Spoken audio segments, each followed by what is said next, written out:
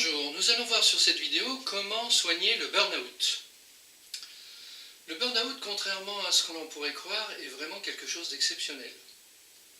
C'est-à-dire que la médecine, évidemment, se contentant de regarder sur le corps physique, ne peut strictement pas soigner le burn-out. Sachant que le burn-out n'est pas sur le corps physique, mais sur le corps émotif et mental. Donc il faut déjà admettre qu'il y a un corps émotif et mental. Au niveau de la curothérapie, eh bien, c'est l'état suprême de la dépression. C'est-à-dire que pour soigner quelqu'un qui est en burn-out, il faut vraiment l'alléger de tout. Commencer par tous les chocs éthériques, tous les chocs émotifs, tous les chocs mentaux, tous les blocages qu'il a pu faire, les blessures du cœur, toute cette énergisation de tous les corps qu'il faut nettoyer, d'abord pour préparer le soin. Le soin va être ensuite de remettre en place les énergies centrales, donc d'abord dans l'axe du corps, qui sont perturbés, et surtout, la source du problème, c'est le centre du cerveau, où il y a le thalamus. C'est le thalamus qui donne l'énergie mentale.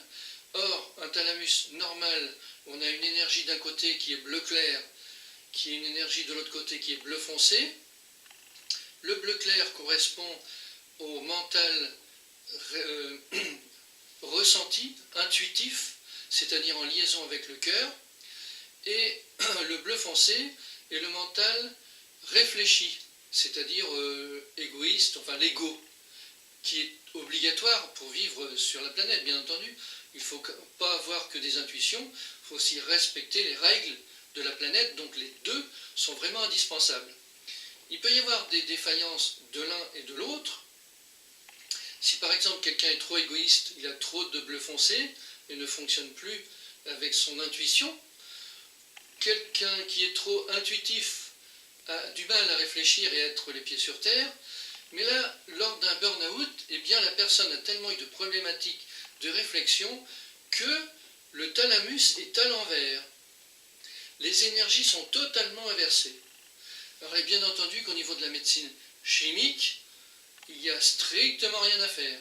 On a beau mettre la personne dans un hôpital psychiatrique, au pire, comme on voit, ou en isolement, ou ça ne change rien. Il faut vraiment remettre l'énergie du thalamus à l'endroit. Quand je dis ça ne change rien, bien entendu qu'avec les années et les années et les années, peut-être que le thalamus va se remettre à l'endroit dans le calme.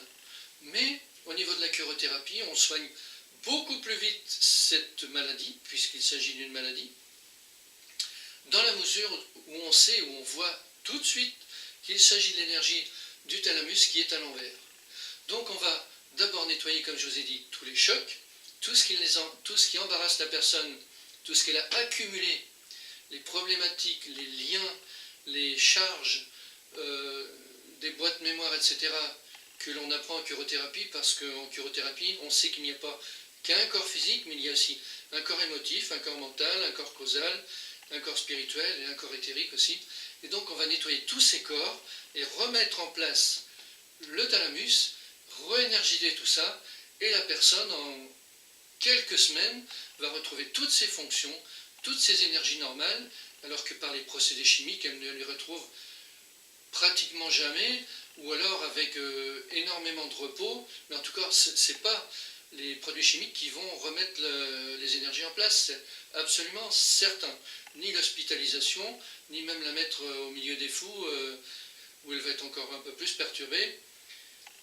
La seule manière, c'est le faire de manière énergétique, en allégeant de tous les chocs, de tous les blocages, de toutes les accumulations que la personne a accumulées dans ses corps, en coupant tous les liens qu'elle peut avoir avec des problématiques, et en remettant les énergies du thalamus à leur place, en réénergisant le thalamus, en remettant aussi éventuellement de l'énergie à droite ou à gauche, et là, preuve à l'appui, le burn-out se guérit en quelques semaines.